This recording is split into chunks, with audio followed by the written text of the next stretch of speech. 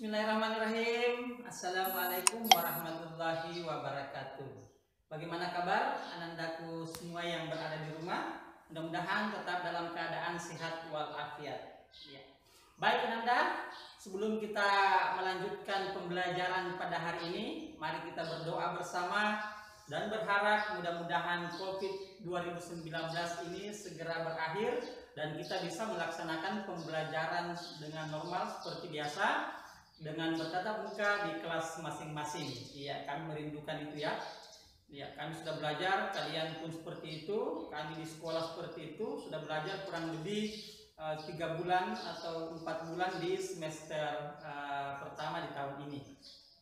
Kita berharap mudah-mudahan COVID 2019 ini di bumi Indonesia, di bumi negara-negara lain bisa hilang, bisa musnah, dan suatu saat hanya menjadi sebuah kisah sebagai hikayat. Iya, seperti materi yang akan kita pelajari pada hari ini, yaitu teks hikayat.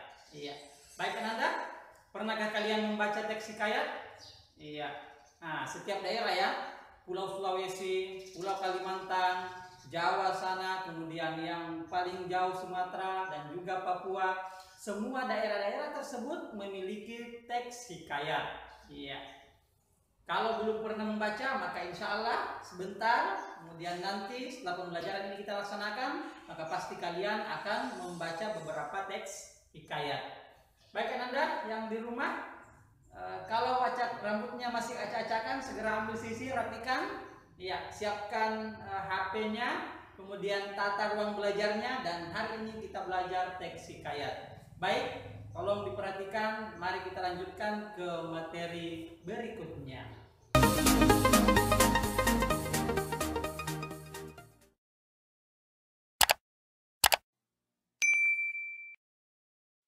Baik, ananda, sesuai dengan apa yang saya sampaikan tadi, yang insya Allah akan kita bahas yaitu teks hikayat, ya, sebagai materi terakhir ya.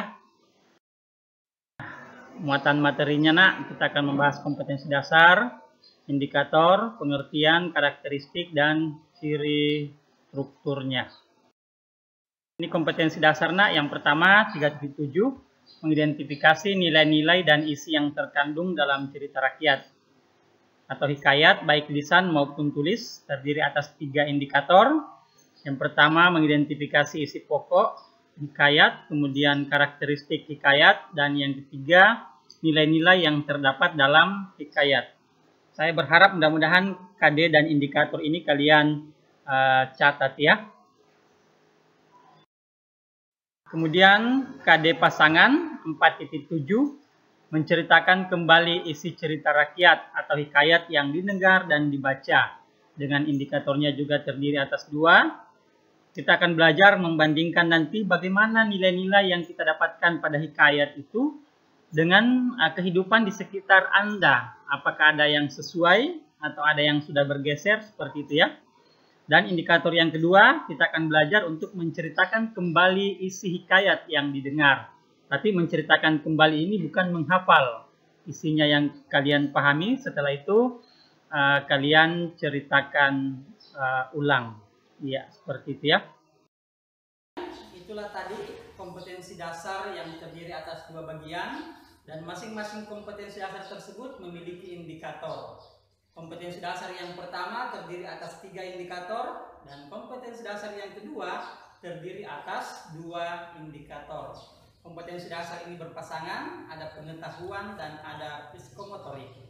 Ya, indikator-indikator inilah yang akan kita selesaikan, dan ketika kita bahas dengan mantap, maka tujuan pada indikator itu bisa tercapai. Baik ananda, mari kita bahas satu demi satu indikator tersebut. Nah, bagian pertama kita bahas pengertian. Iya, setelah pengertian ini ananda, saya akan putarkan teks hikayat, video hikayat. Setelah itu kita lanjutkan materi sehingga memudahkan kita untuk menjelaskan materi dan mengaitkan dengan video yang telah kita tonton bersama ya. Nah, untuk pengertian teks hikayat nak, hikayat itu merupakan karya sastra lama. Ya, bentuknya seperti apa? Bentuknya seperti prosa yang mengisahkan kehidupan keluarga istana atau keluarga kerajaan atau bangsawan Selain itu orang-orang ternama, orang suci di sekitar istana, dan hikayat itu biasanya tokohnya dipenuhi dengan kesaktian, keanehan, dan juga mukjizat. Ya. Selain itu, ternyata hikayat juga terkadang mirip dengan cerita sejarah, ya, yang berbentuk riwayat hidup yang di dalamnya terdapat peristiwa atau kejadian yang tidak masuk akal dan penuh keajaiban. Tetapi walaupun dianggap bahwa peristiwa itu tidak masuk akal, hikayat tersebut terus dikenang hingga kini dan tidak bisa juga kita pungkiri bahwa begitu banyak orang yang percaya ya dengan hikayat-hikayat tersebut. Baik, selanjutnya silakan menyaksikan video berikut ini. Kisah Putri Tandampalik, cerita rakyat Sulawesi. Alkisah di sebuah daerah di Provinsi Sulawesi Selatan, berdiri sebuah kerajaan bernama Kerajaan Luwu yang dipimpin oleh Datu Luwu. Ia adalah seorang raja yang adil, arif dan bijaksana. Datu Luwu mempunyai seorang putri yang cantik, jelita dan baik. Namanya Putri Tandampalik. Pada suatu hari, Raja Bone ingin menikahkan putranya dengan Putri Tandampalik. Utusan, pergilah ke kerajaan Luwu, sampaikan lamaran dari putraku untuk putri kerajaan Luwu. Baik, Yang Mulia. Pergilah utusan tersebut ke kerajaan Luwu. Sesampainya di istana Luwu, utusan tersebut disambut dengan ramah oleh Datu Luwu. Mendengar lamaran yang disampaikan utusan tersebut, Datu Luwu terdiam sejenak. Dalam hati dia berpikir, dalam kerajaan Luwu, seorang gadis Luwu tidak dibenarkan menikah dengan pemuda dari negeri lain. Tetapi jika lamaran ini ditolak, aku khawatir akan terjadi perang yang sangat dahsyat antara dua kerajaan sehingga membuat rakyat menderita. Setelah beberapa saat berpikir, Datu Luwu masih kebingungan untuk memberikan jawaban. Maka dia berkata kepada utusan tersebut, Wahai utusan, perlu diketahui bahwa di kerajaan Luwu ini berlaku sebuah hukum adat, yaitu seorang putri Luwu tidak boleh menikah dengan pemuda dari negeri lain. Untuk itu, tolong sampaikan kepada rajamu supaya aku diberi waktu beberapa hari untuk memikirkan lamarannya tersebut. Baiklah, akan saya sampaikan kepada Raja Bone. Utusan itu kembali ke kerajaan Bone untuk menyampaikan berita tersebut kepada Raja Bone. Keesokan harinya, tiba-tiba negeri Luwu geger. Putri Tandampalik terserang penyakit kusta. Sekujur tubuhnya mengeluarkan cairan kental yang berbau anyir dan sangat menjijikkan. Bagaimana, Tabib? Apa yang terjadi dengan anak saya? Putri Tandampalik terserang penyakit menular yang sangat berbahaya. Berita tentang musibah yang menimpa sang putri sudah tersebar ke seluruh negeri. Rakyat negeri Luwu sangat bersedih atas penyakit yang diderita oleh sang putri yang mereka cintai itu. Setelah berpikir dan menimbang-nimbang, Datu Luwu memutuskan untuk mengasingkan putrinya ke suatu tempat yang jauh. Maafkan aku, nak. Penyakitmu menular dan sangat berbahaya bagi penduduk kerajaan. Meski berat, aku harus mengasingkanmu. Tidak apa-apa, Ayah. Ini demi kebaikan bersama. Sebelum berangkat, Datu Luwu memberikan sebuah keris pusaka sebagai tanda bahwa ia tidak pernah melupakan apalagi membuang anaknya. Lalu berangkatlah sang putri dengan perahu bersama beberapa pengawal istana ke suatu daerah yang jauh dari kerajaan Luwu. Berbulan-bulan mereka berlayar tanpa arah dan tujuan. Pada suatu hari, tampaklah bagi mereka sebuah pulau dari kejauhan. Lihatlah Tuan Putri, di sana ada pulau. Akhirnya, kita menemukan sebuah pulau.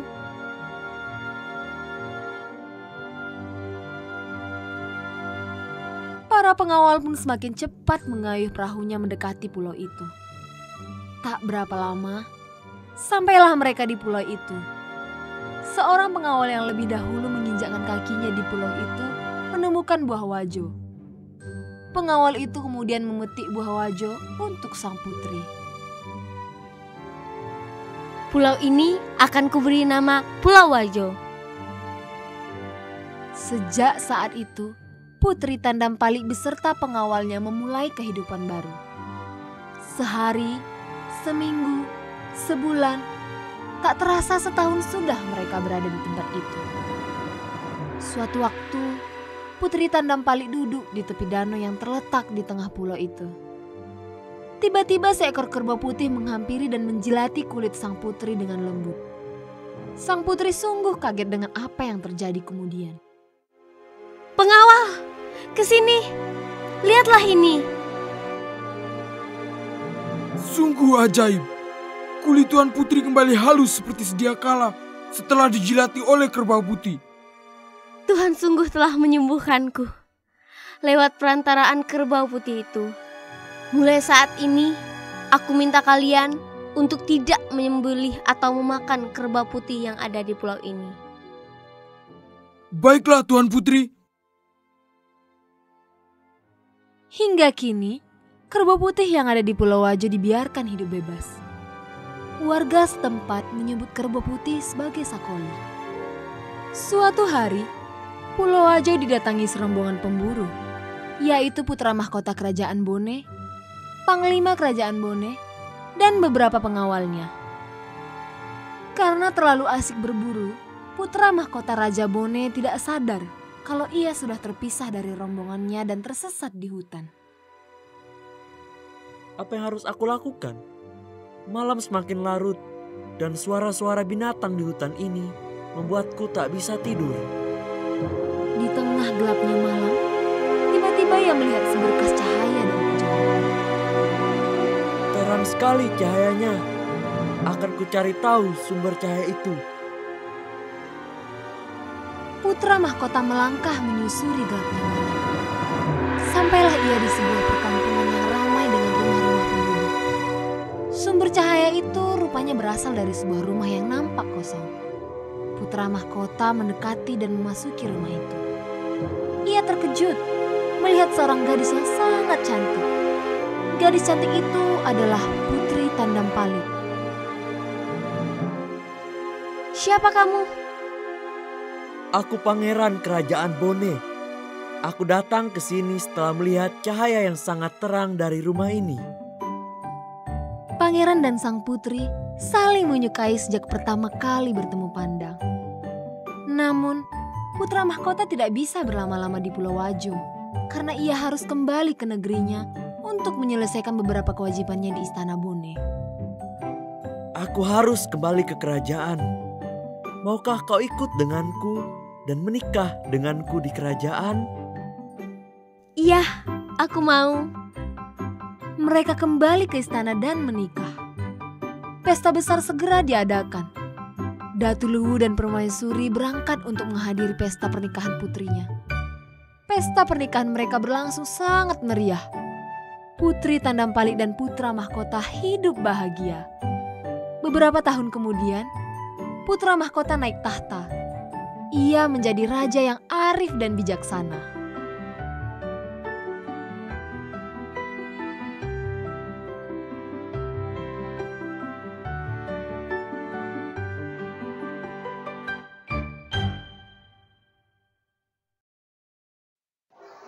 Baik, bagaimana video tadi nak? Setelah kalian saksikan, apa tadi judulnya? Iya, Putri Tandampali. Oke, sekarang kita masuk dengan ciri-ciri teks hikayat. Ciri-ciri ini kita kaitkan dengan video yang barusan tadi atau telah kita tonton bersama tadi ya. Apa kira-kira ciri-ciri teks hikayat? Yang pertama, menceritakan kesaktian tokoh. Iya. Ada tidak tadi kesaktian dari sang tokoh? Bagaimana dia berkuda dari kerajaan Bone sampai kerajaan Luwu ya dengan cepat. Bagaimana dia bagaimana sang tokoh berbulan-bulan di sungai, atau tadi dalam kisahnya di lautan ya, hingga dia melihat sebuah pulau. Itu ada kesaktian-kesaktian tokoh di dalamnya. Ya. Ciri yang kedua, istana sentris, pasti ada kerajaan Bone dan ada kerajaan Luwu. Iya. Ciri yang selanjutnya tidak perlu saya kaitkan lagi dengan video ya, karena nanti penugasannya salah satunya itu.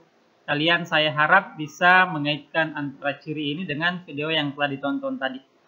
Ciri yang ketiga, statis dan komunal. Ya, statis itu maksudnya tetap, dan komunal itu berarti menjadi ya, milik dan berkembang dalam lingkungan masyarakat. Kemudian menggunakan bahasa klise. Bahasa klise, bahasa pada zaman dahulu, bahasa yang tidak lagi banyak digunakan sekarang, bahasa Melayu. Iya. Ada tadi? Nah, silakan diingat-ingat, boleh diputar ulang videonya ya. Anonim, apa anonim? Tidak jelas siapa? Oke, siapa penulisnya? Benarkah tadi pada video itu tidak jelas siapa pengarangnya? Kemudian ciri yang berikutnya didaktis.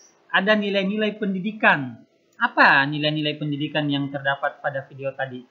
Dan ciri yang terakhir yaitu terdapat kemustahilan. Ya, silakan dianalisis. Nah, apa tadi itu yang mustahil?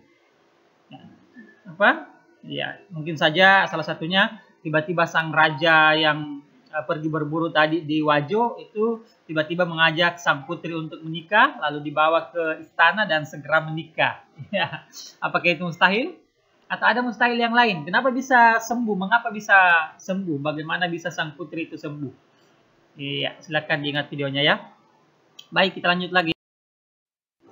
Ternyata jenis hikayat itu ada dua. Nah, ada hikayat berdasarkan fase sejarah dan ada berdasarkan isi. Jika kita lihat berdasarkan fase sejarah, maka pada awalnya hikayat itu berunsur Hindu. Iya, agama Hindu ya. Agama Hindu juga kita mengetahui bahwa peninggalan-peninggalan Hindu di Indonesia itu begitu banyak. Candi-candi dibangun begitu banyak, bahkan sampai yang mendunia ya. Nah, jadi hikayat dari segi sejarah itu yang pertama berunsur Hindu. Contohnya ada. Kemudian yang kedua, ketika Islam masuk maka sudah ada hikayat yang gabungan antara Hindu dan ya Islam. Sudah ada hikayat si miskin, hikayat Indra Putra. Ya. Kemudian yang ketiga, sesudah dua ini maka muncul lagi hikayat yang berunsur Islam. Ya. Hikayat 1001 Malam itu kalau kita baca kisah-kisahnya sangat menarik ya, penuh dengan petuah-petuah. Baik. Sementara hikayat berdasarkan isinya ada hikayat yang hanya berupa rekaan, ya dianggap sebagai karangan hayalan saja, walaupun banyak yang meyakininya sebagai sebuah kebenaran. Dan yang kedua ada hikayat jenis sejarah, ya hikayat Hang Tuah, hikayat Patani. Bagaimana di hikayat Patani itu sang raja memerintahkan rakyatnya untuk membangun sebuah istana dan dalam jangka waktu yang begitu cepat istana itu segera selesai. Ini juga mengisahkan tentang perburuan ya. Jadi rata-rata kerajaan zaman dahulu itu suka berburu. Kemudian yang ketiga, yang terakhir ternyata ada juga hikayat yang berjenis biografi. Ya, mengisahkan tentang ketokohan seseorang. Hikayat Abdullah, berarti dia fokus ke tokoh ini. Hikayat Sultan Ibrahim bin Adam. Berarti hikayatnya fokus menceritakan tentang biografi sang tokoh.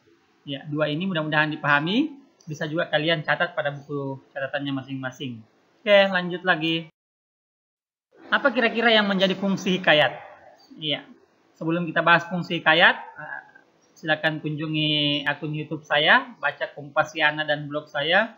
Semua materi tentang teks hikayat juga saya unggah di dua akun untuk menulis tersebut. Ternyata fungsi hikayat terdiri atas, ada yang pertama, pembangkit semangat. Yang kedua, ada penghibur atau pelipur lara. Dan yang ketiga, sekadar meramaikan pesta. Pembangkit semangat, artinya teks hikayat itu berfungsi untuk membangkitkan semangat seseorang. Biasanya pada zaman kerajaan terjadi peperangan, maka hikayat itu dikisahkan bagaimana perjuangan-perjuangan raja sebelumnya atau sebuah kerajaan sehingga semangat prajurit itu bisa kembali bangkit. Seperti juga kalian sebagai siswa, kami juga sebagai pendidik, ketika semangat kami menurun, maka ada kisah-kisah, hikayat-hikayat bagaimana seorang pendidik itu kembali bersemangat. Nah, kita pelajari dari situ, kita baca, oh ternyata semangat kami sebagai pendidik kembali bangkit. Apalagi di masa pandemi ini ya. Yang kedua yaitu penghibur atau pelipur lara. Misalnya ada anak yang sedih, ada seseorang yang dirundung kesedihan, maka dibacakanlah hikayat yang bisa menghibur, tapi disesuaikan. Ketika dia sedih karena mungkin putus cinta, maka dicari hikayat yang mengisahkan bagaimana perjuangan cinta seseorang. Ya, disesuaikan ya. Ataukah fungsi yang ketiga, sekadar meramaikan pesta. Jadi dulu itu sebelum ada elektron seperti sekarang, sebelum ada musik modern seperti sekarang, ternyata pesta-pesta pernikahan, pesta-pesta apa saja itu yang dibacakan adalah hikayat. Nah, olehnya itu terkadang sekarang kalau ada pesta yang dihadiri oleh pasindri misalnya, atau gambus, ya itu kita dengar enak, kita suka mendengarnya karena biasanya para pasindri itu berbicara tentang hikayat. Ya, dia menyanyikan hikayat-hikayat yang syarat makna ya. Ya, jadi 3 fungsi hikayat ini mohon diingat.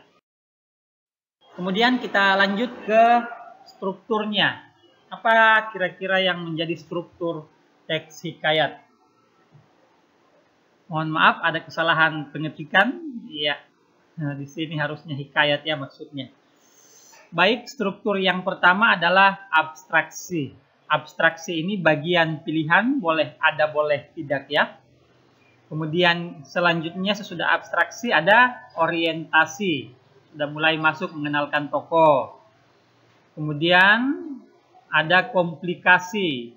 Apa yang ingin dibahas pada hikayat tersebut sudah muncul. Jika ada masalah maka di komplikasi inilah munculnya. Kemudian ada evaluasi, sudah menurun setelah komplikasi. Ada resolusi bagian akhir.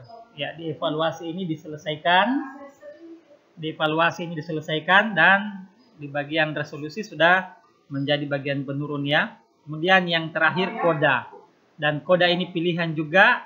Koda ini boleh ada, boleh tidak.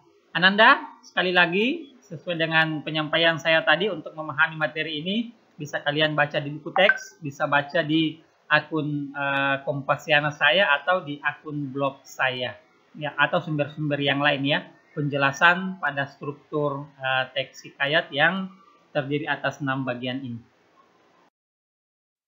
Oke, selanjutnya ternyata isi hikayat itu dapat diketahui dari unsur pembangun hikayat. Iya, mudah-mudahan kalian tetap semangat ya.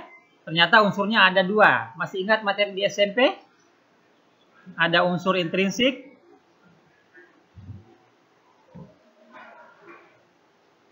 Kemudian yang kedua ada unsur ekstrinsik. Masih ingat ya? Apa yang termasuk unsur intrinsik? Oke, ada tema. Kemudian yang kedua ada amanat atau pesan yang ingin disampaikan pada hikayat. Kemudian alur atau plotnya, bagaimana alur cerita ya. Biasanya terdiri atas sebab akibat atau rangkaian-rangkaian peristiwa. Ada latar atau setting, masih ingat? Ada latar tempat, ada latar suasana, ada latar waktu, ya, mengenai kapan kejadiannya. Itu dibahas pada bagian latar. Kemudian tokoh dan penokohan. Siapa-siapa tokohnya, bagaimana karakter setiap tokoh itu dibahas pada penokohan. Dan yang terakhir, sudut pandang, posisi pengarang dalam bercerita ya, dalam menuliskan. Tetapi sekali lagi, hikayat itu tidak jelas siapa pengarangnya, makanya olehnya itu biasanya menggunakan nama. Berarti kalau dia nama berarti sudut pandang orang ketiga. Nah, seperti itu ya. Kemudian unsur ekstrinsik yang kedua, ya kita lihat juga ternyata ada religi, ada agama. Ya, tadi sudah kita jelaskan pada jenisnya, ada agama Hindu, ada agama Islam, bagaimana agama itu dikisahkan atau berpengaruh dalam teks cerita. Kemudian adat istiadat, ya tadi kalau Putri Tadampali bagaimana? adat istiadat di situ ternyata Raja Luwu mengatakan bahwa tidak boleh ada gadis dari kerajaan Luwu tidak boleh menerima pinangan dari laki-laki selain dari kerajaan Luwu. Nah, itu adat istiadat, nak. Ya, kemudian latar belakang sosial budaya, bagaimana budaya tadi yang terdapat pada kisah Putri Tak Dampali itu. Dan yang terakhir yaitu silsilah garis keturunan. Ya, tadi ada kerajaan Bone, ada kerajaan Luwu, kemudian kerajaan Luwu yang memiliki seorang anak yang bernama Putri Tak Dampali. Ya, semua itu ada ya. Amanat tadi kita contohkan lagi. Bagaimana amanat sang raja, amanat pesan itu ya. Sang raja yang memiliki anak yang cantik, yang sudah dilamar, kemudian ternyata tiba-tiba menderita penyakit. Ya, bagaimana keteguhan sang raja, mesti dia buang anaknya. Ya. Walaupun dia ditemani dengan pengawal dan perbekalan ya, tetapi ada amanat, ada pesan mendalam di situ. Ya, nanti akan kita kerjakan di penugasan dan sekali lagi. Insya Allah kita akan lanjutkan di grup WA nantinya. Kemudian nilai-nilai dan isi yang terkandung dalam hikayat. Ya. Ternyata nilai-nilai itu dalam hikayat ada 6 bagian, Nanda ya. Ada nilai religi, keagamaan, ada nilai budaya, kemudian moral, ada juga nilai estetika atau keindahan, kemudian nilai sosial, dan yang terakhir nilai edukasi, nilai pendidikan. Iya.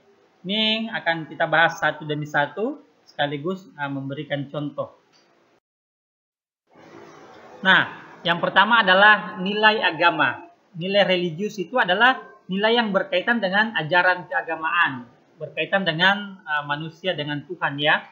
Ya, contohnya bagaimana? Bisa kalian baca. Ia menyuruh orang membaca doa kunut dan sedekah kepada fakir dan miskin. Berarti pada penggalan, pada kutipan teks ini ada nilai agama. Ya, apa tadi kira-kira nilai agama yang terdapat pada Putri Tak Dampali? Ingat lagi ya. Kemudian nilai sosial, ya, yang berkaitan dengan tata laku, interaksi antar manusia dalam kehidupan sehari-hari, yang berkaitan dengan interaksi. Itu namanya nilai sosial. Contohnya, bisa Anda baca. Dayang-dayang itu, tatkala Garuda itu datang, Garuda itu dibunuhnya. Berarti dayang-dayang ini pembantu Syahperi. Iya, pelayannya ya. Iya, ada hubungan interaksi antar manusia. Hubungan antara dayang-dayang dengan Syahperi. Dayang-dayang ini setia mengikuti. Bagaimana dengan tadi? Tadi kan ada juga seperti itu ya. Siapa yang setia mengawal ketika Putri Tak Dampali mesti diasingkan dari kerajaan Luwu. Nah, itu ada nilai sosial di situ. Nah, pendidikan atau edukasi berkaitan dengan pengajaran atau pengubahan tingkah laku. Jadi semua ini nilai positif ya. Contohnya bagaimana?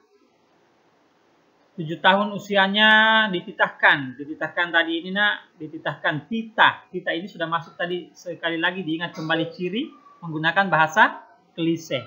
Ya. Dititahkan untuk pergi mengaji kepada muallim Sufan. Berarti ada nilai pendidikan.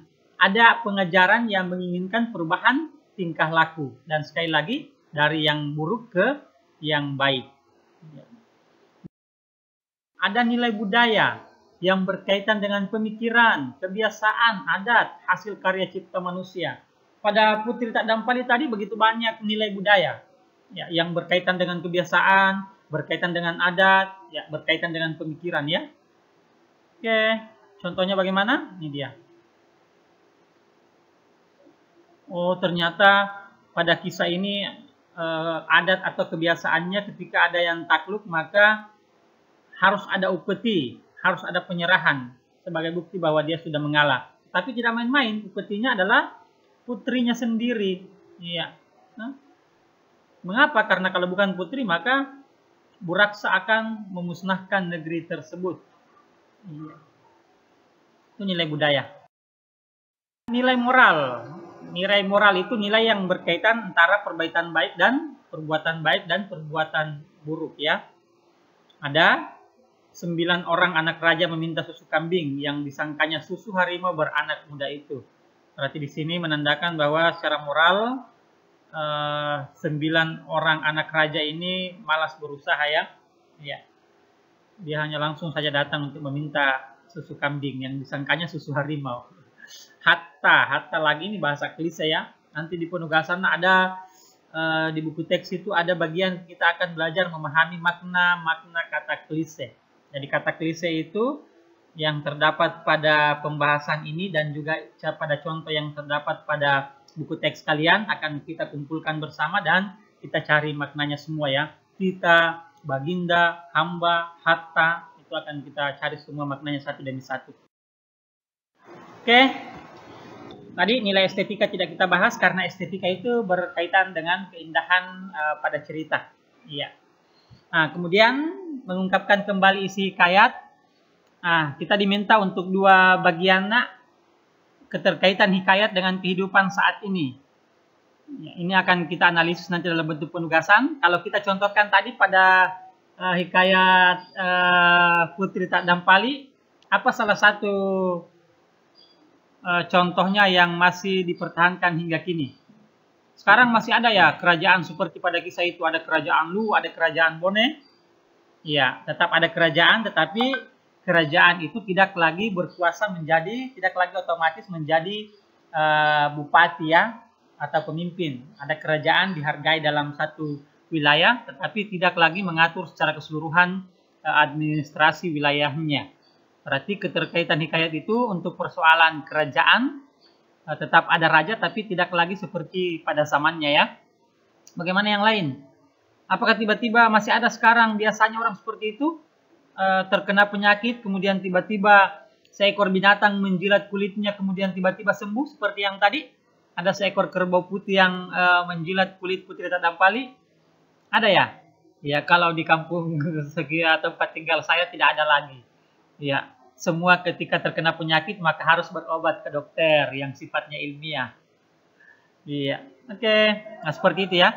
Nah, silakan dicari kita analisis lagi apa kisah-kisah pada hikayat itu yang entah masih berkaitan dengan kehidupan saat ini atau tidak. Iya. Pada Putri Tak Dampali terkhusus dulu ya. Nanti yang ada buku teksnya akan kita bahas juga satu demi satu. Kemudian kalian nanti siap-siap untuk menceritakan kembali hikayat.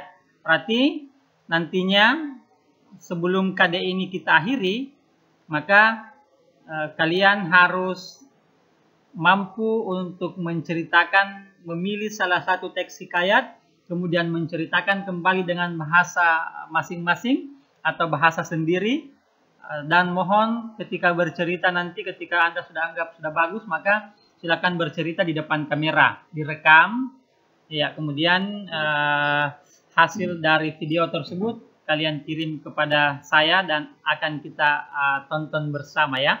Tetap semangat, walaupun di masa pandemi ini kita belajar di rumah, tetapi kita harus tetap produktif. Hikayatnya dari mana nanti? Bisa hikayatnya dari buku, bisa juga hikayatnya yang dikisahkan oleh orang tua di sekitar Anda. Ya kan masih banyak sekarang orang tua yang masih ingat tentang hikayat-hikayat tertentu ya. Itu boleh Anda dengar, kemudian Anda ceritakan kembali, tapi ingat divideokan. Iya, seperti itu Nanda ya. Oke. Nah, itulah pembahasan materi kita pada hari ini. Mudah-mudahan kalian sudah paham apa itu pengertian teks hikayat. Kemudian kita sudah bahas juga struktur teks hikayat, ciri-cirinya apa. Kemudian tujuannya juga kita sudah bahas. Dan unsur-unsur serta nilai-nilai yang terkandung dalam hikayat tersebut. Iya, baik anak-anakku sekalian. Untuk penugasan, insya Allah kita akan lanjutkan di grup WA atau Google Classroom yang kita miliki. Dan penugasan ini bertahap ya, tidak langsung satu kompetensi dasar yang sudah kita bahas ini akan kita penugasan secara keseluruhan. Nanti kami akan bahas, kita akan bagi penugasan tersebut per indikator sehingga analisis terhadap materi teks hikayat ini bisa terlaksana dengan baik. Baik Anda. Mudah-mudahan kalian bisa paham dengan materi hari ini dan saya berharap mudah-mudahan pekan depan kalian bisa mengikuti pembelajaran dengan tetap semangat. Ingat, tetap di rumah, jaga kesehatan, dan ketika terpaksa keluar rumah maka hindari kerumunan, jaga jarak dan senantiasa mencuci tangan, serta menyiapkan penyanitasi tangan. Dan yang paling penting, sejak tinggalkan rumah sampai kembali ke rumah, jangan lupa menggunakan masker. Jadi seperti ini Nunda ya, contohnya masker harus tetap digunakan dengan baik di setiap keluar rumah. Nah, supaya Anda aman, Anda berkendara dengan tenang. Jangan biasanya keluar rumah menggunakan masker tapi maskernya dipasang di bawah seperti ini. Ini contoh yang tidak baik. Gunakanlah masker sesuai dengan fungsinya, tempatnya untuk menjaga penyebaran virus COVID-19. Terima kasih. Wabillahi taufiq wal hidayah. Assalamualaikum warahmatullahi wabarakatuh.